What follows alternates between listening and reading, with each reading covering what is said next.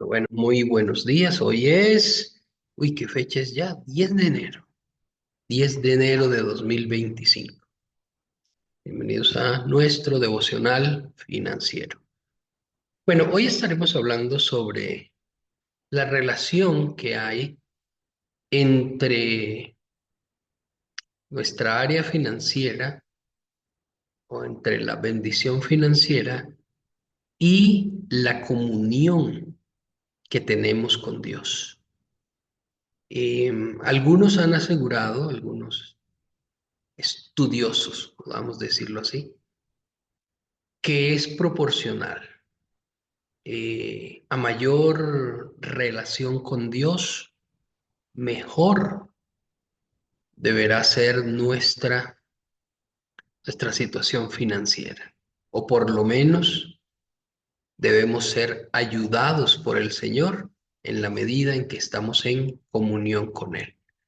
Eh, y cuando digo, pues, algunos estudiosos, quiero referir los pasajes a los que en algunos libros y estudios se hace referencia. Entonces se toma como referencia Génesis 39, 39:2, que habla de Jehová estaba con José y José llegó a ser un varón próspero. Entonces, también el caso de Abraham, Génesis capítulo 13, versículo 2, que Abraham era riquísimo en oro, en plata, en criados, en animales. Todos estos pasajes nos muestran que aquellos que tenían en los tiempos antiguos una relación estrecha con el Señor, y no solo ellos dos, muchos más, David, Salomón, siempre eran prosperados. Y eran prosperados porque tenían un propósito para ser prosperados. No eran prosperados simplemente porque sí, sino que cada uno de ellos tenía un propósito. José, el propósito de sustentar a su pueblo en medio de la hambruna en los tiempos del imperio egipcio. Abraham como iniciador del pueblo de Dios. David como el máximo exponente entre los reyes de Israel. Y Salomón como quien construiría el templo de Dios en Jerusalén y mostraría todo su esplendor. Entonces, partiendo de aquí, de estas premisas de que siempre los grandes siervos de Dios que estaban muy cercanos al Señor, con una comunión muy estrecha, eran prosperados. Bueno, entre esos también tenemos a Isaac, a Jacob. Podemos entonces hablar hoy, y lo vamos a hacer, del ejemplo, uy, el ejemplo de Ageo. Vamos todos al libro de Ageo capítulo 1. Ageo capítulo 1. Vamos a mirar, vamos a entender un poco que este pasaje de Ageo 1 nos aclare o nos dé, más bien, nos dé más luces acerca de lo que venimos hablando. La relación entonces entre eh, la bendición financiera o nuestra área financiera y la comunión que tenemos con el Señor. Ageo capítulo 1, de pronto me extiendo hasta el 2. Es bastante extenso. Voy a tratar de acortar un poco. Pero quiero contarles entonces la historia en esta etapa, la historia del pueblo de Israel. Espero que ya usted lo tenga. Dice así: en el año segundo del rey Darío, en el mes, en el mes sexto, en el primer día del mes, vino palabra de Jehová por medio del profeta Ageo. Importante esto. Jehová habla por medio del profeta Ageo. ¿Y a quién le habla? A Zorobabel, hijo de Salatiel, gobernador de Judá, y a Josué, hijo de Josadac, sumo sacerdote. Ok, entonces vemos aquí cuatro personajes. Primero Jehová, luego el profeta Ageo, luego el gobernador Zorobabel y luego el sacerdote Josué. Cuatro personajes hasta el momento, voy a ponerlo en estos términos, en una reunión. Obviamente Dios no se ve en la reunión físicamente, pero está representado con su palabra a través del profeta Ageo. Llega el profeta Ageo, cita a las autoridades de Israel, que son el gobernador y el sacerdote, autoridad religiosa, autoridad política, y les habla. Les va a hablar Ageo a estos dos personajes de una situación que se está viviendo en el pueblo de Israel. Vamos a ver qué les dice. Versículo 2. Así ha hablado Jehová de los ejércitos, diciendo, este pueblo dice, no ha llegado aún el tiempo de que la casa de Jehová sea reedificada. Y aquí vamos a comenzar. Escuchemos, o más bien prestemos atención que lo que estamos escuchando es la palabra que Dios le manda decir al gobernador y al sacerdote por medio del profeta. Así que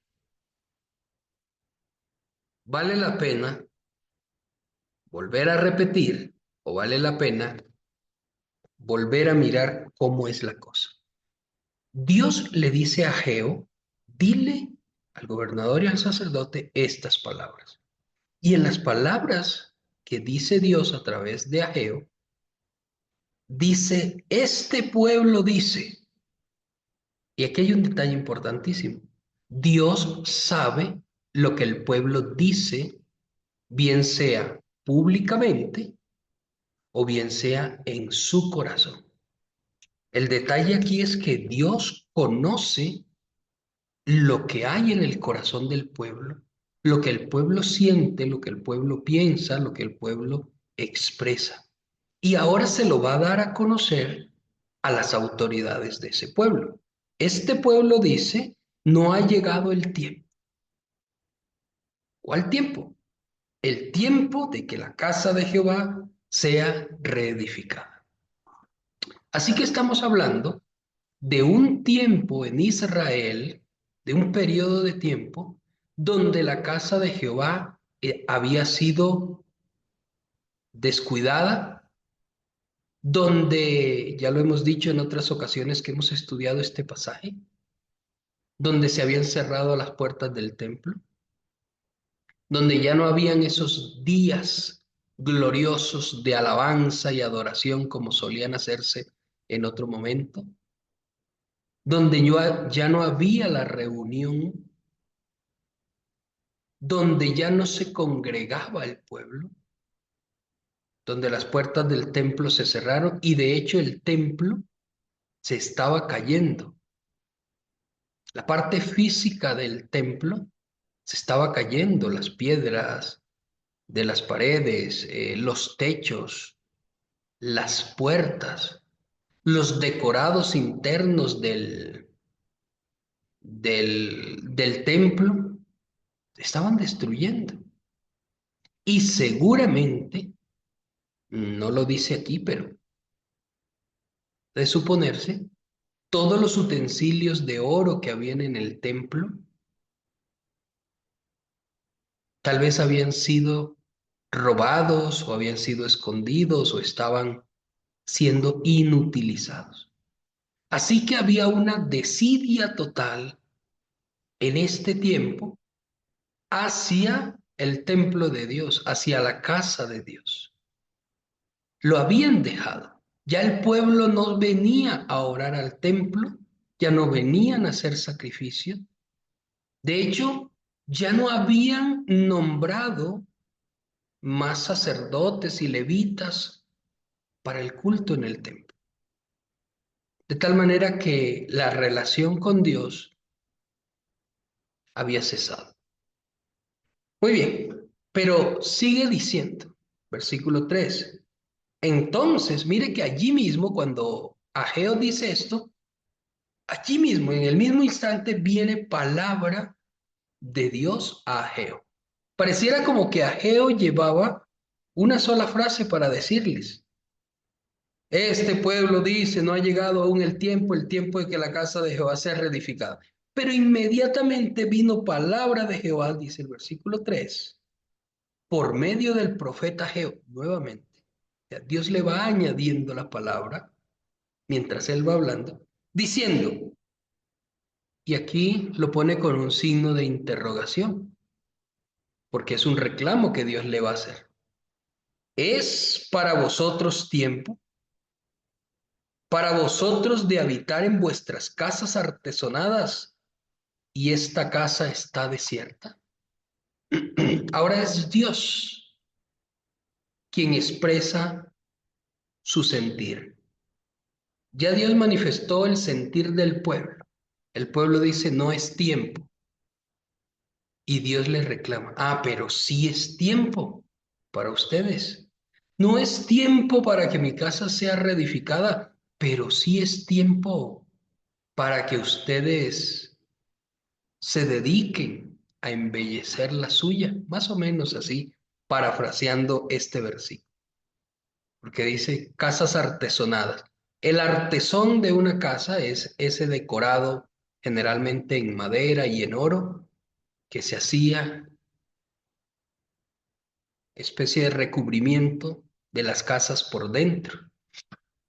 Recuerdo cuando yo estudiaba en Bellas Artes, en algún momento fui contratado para hacer restauración en algunas iglesias allá en Cartagena y, y nos tocaba en algún momento trabajar el artesón de esas catedrales, de esas iglesias. Y era una cosa extraordinaria. Tal vez desde abajo no se veía, el techo es muy alto, la catedral, pero cuando ya poníamos 10, 12, 15 cuerpos de andamio que subíamos allá, encontrábamos que todo el techo era decorado de una manera extraordinaria y cada detalle era tenido muy en cuenta. Entonces, pues, había que volver a dibujar lo que ya se había desdibujado por el paso del tiempo. Y el restaurador encargado nos decía que es muy importante el artesón, el decorado que llevaba el techo y que llevaba estas construcciones por dentro. Que para muchos, en los tiempos en que construyeron, era lo más importante porque querían que esas iglesias se vieran muy esplendorosas. De hecho, muchas son decoradas con laminilla de oro y todo esto. Pues seguramente aquí las iglesias del centro de Quito también deben tener lo mismo, pero lo somos como referencia. Había que ser cuidadoso, así que tener un artesonado eh, bonito siempre requiere mucho tiempo, mucha dedicación. Así que esto es lo que le está diciendo Dios a ellos. Ustedes mantienen su casa bien artesonada, bien decoradita, y mi casa está en ruinas. Y ya no se hace en la alabanza, la adoración, la predicación de la palabra, bueno, todo lo que se debería hacer. Así que este fue el reclamo de Dios a través de Ageo. Pero recordemos a quién se lo está dando. Al gobernador y al sacerdote. Y aquí les voy a pedir que usemos la imaginación. Si usted y yo fuéramos gobernador y sacerdote y viniera un siervo de Dios a decirnos que estamos haciendo mal, que esto está mal por causa nuestra, que nosotros que somos la autoridad religiosa y política estamos permitiendo que se deje a un lado la búsqueda de Dios, seguramente eso nos haría sentir un poco incómodo o nos abriría los ojos. Pues bien, vamos a ver qué más dice, porque ahora Ageo le va a mostrar a ellos cuál es la consecuencia de haber llegado a este punto. Y nosotros vamos a aprender hoy cuál es la consecuencia de romper nuestra relación con Dios, de romper nuestra comunión con Dios, porque eso trae consecuencias aún en lo financiero. Vamos a mirar. Sigue diciendo el versículo 4. Ah, bueno, ya leímos el 4. Vamos al 5. Pues así ha dicho Jehová de los ejércitos. Meditad bien sobre vuestros caminos. O sea, reflexionen sobre lo que están haciendo. Reflexionen sobre lo que hacen, porque les voy a mostrar la realidad. Y ellos, antes de que Ageo le muestre, yo estoy seguro que ellos no relacionaban la vida espiritual con su vida financiera. Yo estoy plenamente convencido de eso. Ellos no tenían idea que su vida financiera, productiva, económica, como país, dependía de su relación espiritual con Dios. Y de hecho, aún en estos tiempos, y con pesar lo digo, ni siquiera los cristianos o muchos cristianos tienen idea de que mi vida espiritual tiene mucho que ver con mi vida económica. Miren lo que dice. Sembráis mucho y recogéis poco. Recuerden que Israel en ese momento era agrícola y ganadero. Y en lo agrícola sembraban mucho, pero recogían poco. Entonces, una hectárea que debía producirle, no sé, hablemos aquí de 20 quintales de trigo, no, seguramente le producía dos, solo por poner un ejemplo. Sembraban mucho y recogían poco. Coméis y no os saciáis. ¿Te imagina? Usted come, come y sigue con hambre. Bebéis y no quedáis satisfechos. Os vestís y no os calentáis. Y el que trabaja a jornal, es decir, que no es propietario de la tierra, que no siembra, que no cría su ganado, sino que trabaja, el que trabaja a jornal es como si recibiera el salario en un bolsillo roto. ¿Cómo es eso? Usted imagínese recibiendo el pago mensual, metiéndolo al bolsillo, pero el bolsillo está roto. La media hora que llega a su casa, ya no hay nada. Y esta era la realidad. Yo recuerdo haber escuchado a muchas personas, entre esas a mi mamá, decir que es que cojo el dinero, el pago, el sueldo con esta mano y pareciera que lo pasara a la otra. Me pagan el 30 y el primero ya no tengo nada. Más o menos es lo que se grafica aquí. El salario en saco roto. Y esta era la realidad que ellos estaban viviendo, de la cual no se hablaba, de la cual se estaba callado. Y a veces esa realidad puede ser la nuestra y es probable que nosotros también estemos callados, que nadie sepa mi realidad económica, que nadie sepa que trabajo mucho, pero gano poco, que nadie sepa que son tantas mis deudas que mi sueldo se va como a un bolsillo roto. Oiga, y es tan gráfico esto de echar el sueldo en saco roto, es tan gráfico como lo que hacen los bancos, ¿no? No se ha dado cuenta que se hacen préstamos y como no se puede pagar, entonces te dicen abona al interés y tú vas abonando al interés. Llevas 10 años abonando al interés y terminas pagando 3, 4 veces lo que prestaste inicialmente. Así que era la realidad, pero una realidad que ellos desconocían completamente que estaba relacionada, la vida espiritual con su vida económica. Así que ellos vivían desprevenidos y yo me los imagino. Yo me imagino a Zorobabel, me imagino a Josué y me imagino a todo el pueblo haciendo planes, cosas, subiendo el sueldo básico, subiéndolo más, subiéndolo a $500 para que la gente tenga dinero. Pero el pueblo seguía mal económicamente, el país seguía mal. Pero ¿qué es lo que pasa? Esta situación, ¿qué es lo que el país no está produciendo? ¿Qué es lo que sucede? Y es lo que mucha gente a veces se pregunta. Pero yo tengo el mismo trabajo, pero las ventas están normales, pero ¿por qué ya no me alcanza? Y es que están desconociendo la realidad espiritual. Conocen la realidad económica, pero nunca la han relacionado con la realidad espiritual. Y la realidad espiritual es que estaban separados de Dios. Juan 15:5, ¿no? Separados de mí, nada podéis hacer.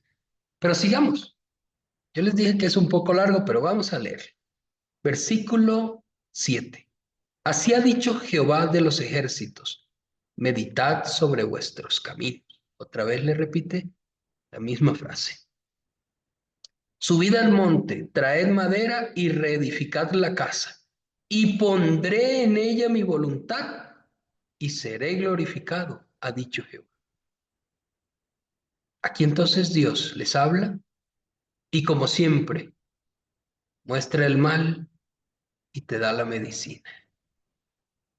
Que tienen que hacer es subir al monte, cortar madera, traer la madera y reedificar la casa. Si hacen eso, mi gloria volverá a estar aquí. Si hacen eso, mi apoyo volverá a estar con ustedes. Si hacen eso, mi bendición vuelve a estar con ustedes. Y era lo que ellos no habían tomado en cuenta.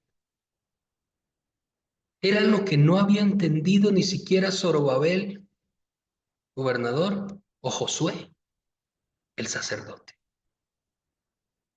¿Y no les parece extraño?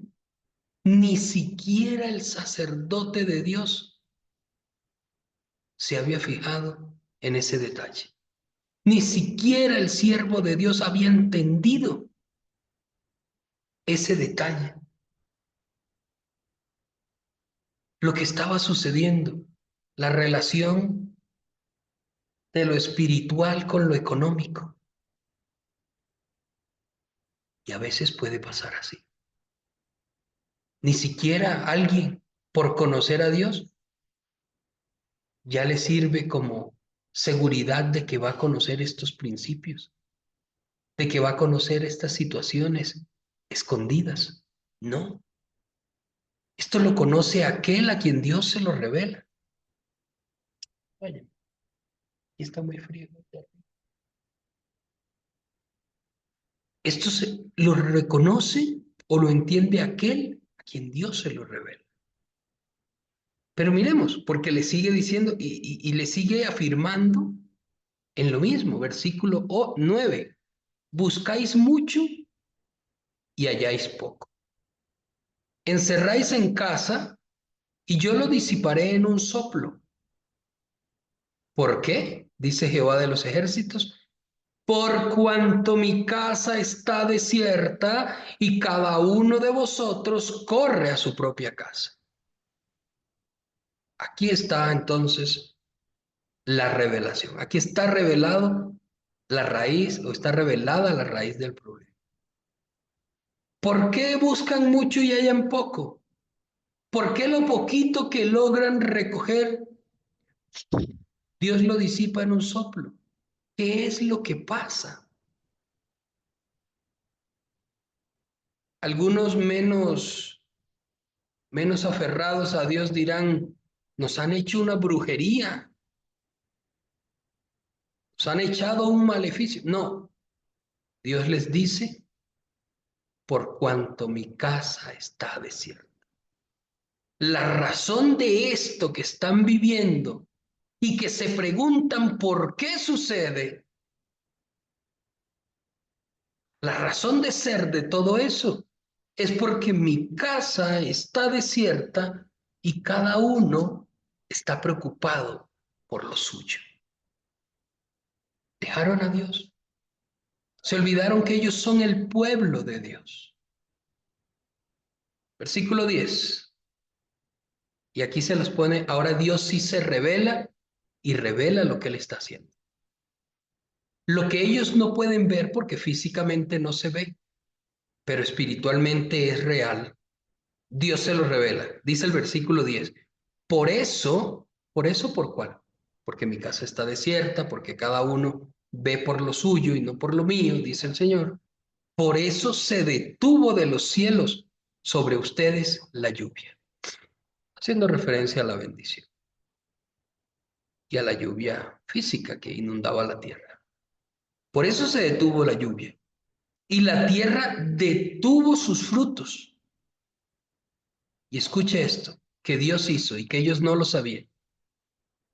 Y es que a veces, y muchas veces, y casi que todas las veces, Dios es el que está detrás de bambalinas, detrás de las cortinas haciendo las cosas. Es lo que dice el versículo 11.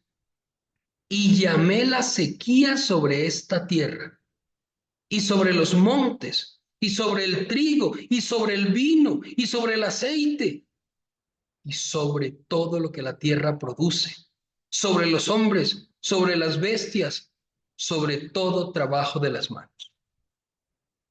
¿Qué dice Dios? Yo llamé la sequía sobre todo esto. ¿Se acuerdan que hace unos meses había una sequía tremenda en Ecuador y en muchos países de Latinoamérica? ¿Acaso dudamos todavía que era la mano del Señor que estaba detrás? Y que solo comenzó a llover cuando muchos cristianos decidieron unirse y orar. ¿O acaso dudamos, por aquí vi que estaba Nancy, o acaso dudamos o Carol también, que los incendios que están sucediendo hoy en California, acaso dudamos que Dios tiene el control de todo eso? No, Dios no está fuera de eso. Hay cosas que nosotros no vemos, el actuar de Dios que no vemos, que se da en el plano espiritual, que ya nos lo dijo Hebreos 11:3. Lo que se ve fue hecho de lo que no se veía. Entonces la realidad que estaba viviendo este pueblo, con la escasez,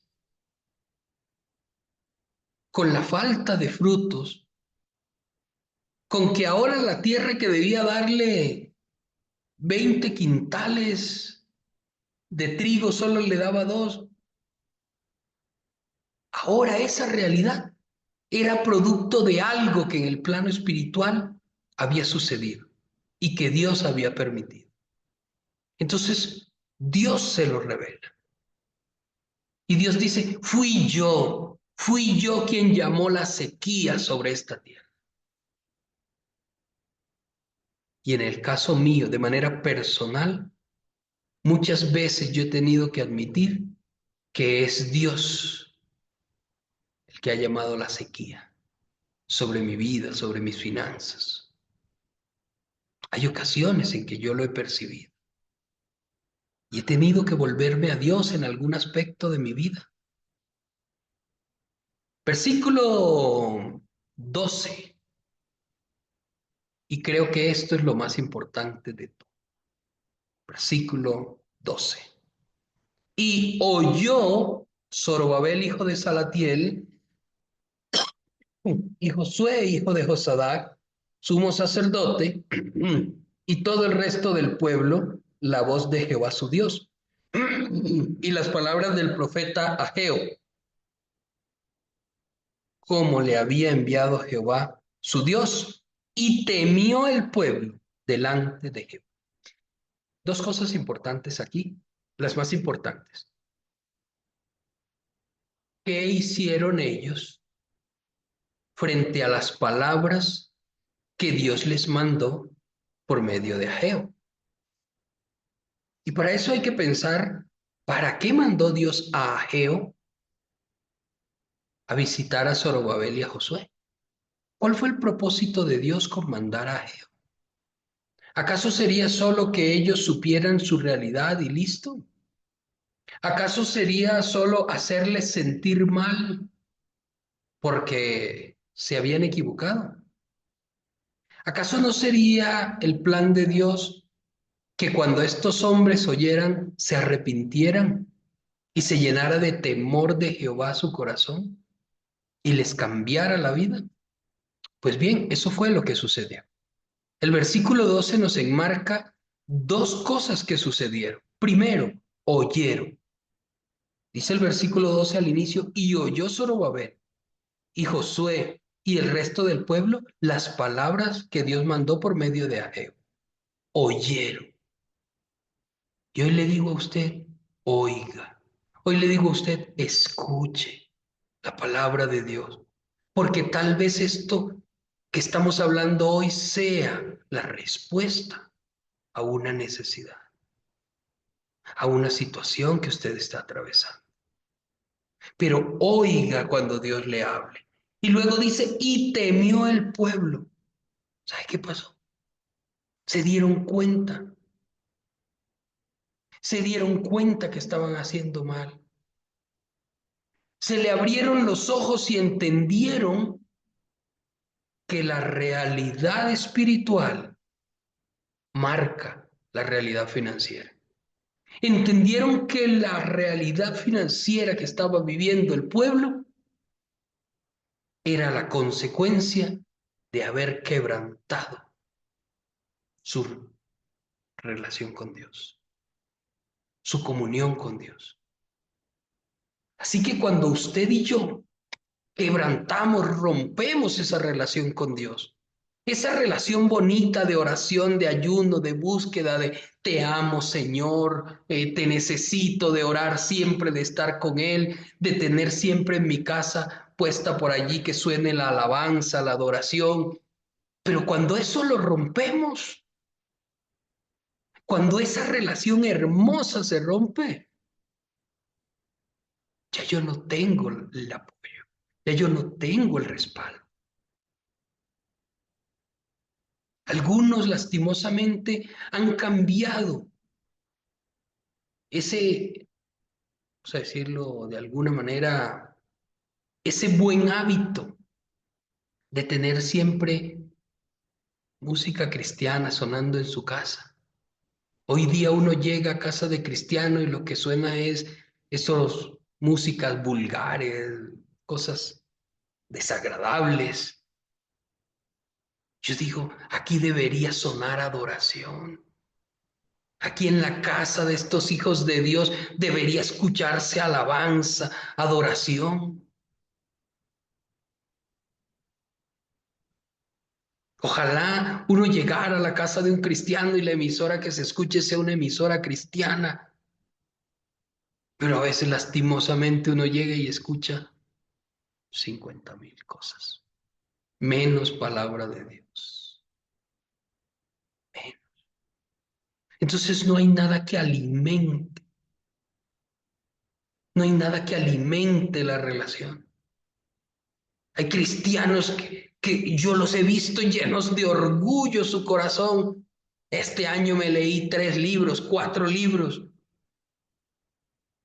Y les pregunta uno, perdóneme de Alex Campos. Sí, cualquiera que sea cristiano, vale. Y le pregunta a uno, ¿y cuántas veces has leído la Biblia? No, es que no tengo tiempo para la Biblia. Hace nomás como unas 3 semanas, ¿no?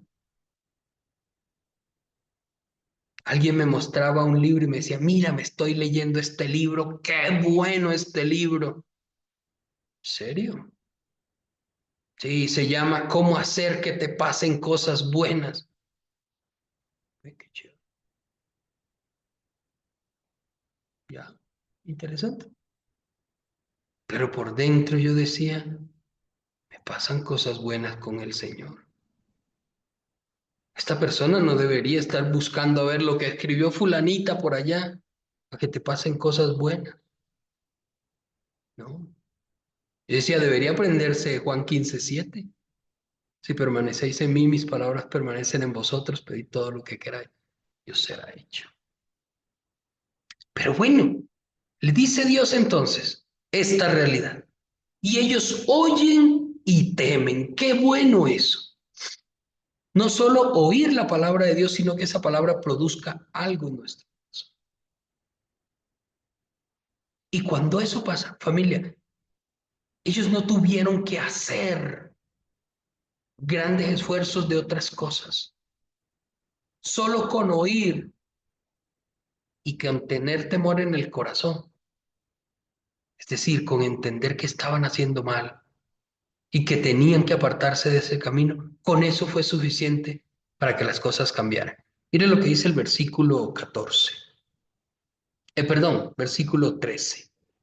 Entonces Ageo, enviado de Jehová, habló por mandato de Jehová al pueblo diciendo: Yo estoy con vosotros, dice Jehová. Ojo, Dios acaba de darles, por medio de Ageo, todo un listado de cosas que están haciendo mal y todo lo que Dios ha hecho sobre ellos. Pero ahora, solo por la actitud de oír y de arrepentirse, de temer a la palabra de Dios, Dios les dice: a partir de ahora, estoy con ustedes. A partir de este momento estoy con ustedes. Y sucedió algo que bien le haría a la iglesia de Dios a nivel mundial que sucediera. Versículo 14. Y despertó Jehová el espíritu de Zorobabel, hijo de Salatiel, gobernador de Judá, y el espíritu de Josué, hijo de Josadac, sumo sacerdote, y el espíritu de todo el resto del pueblo. Despertó Jehová el espíritu. Si ven que el espíritu estaba dormido,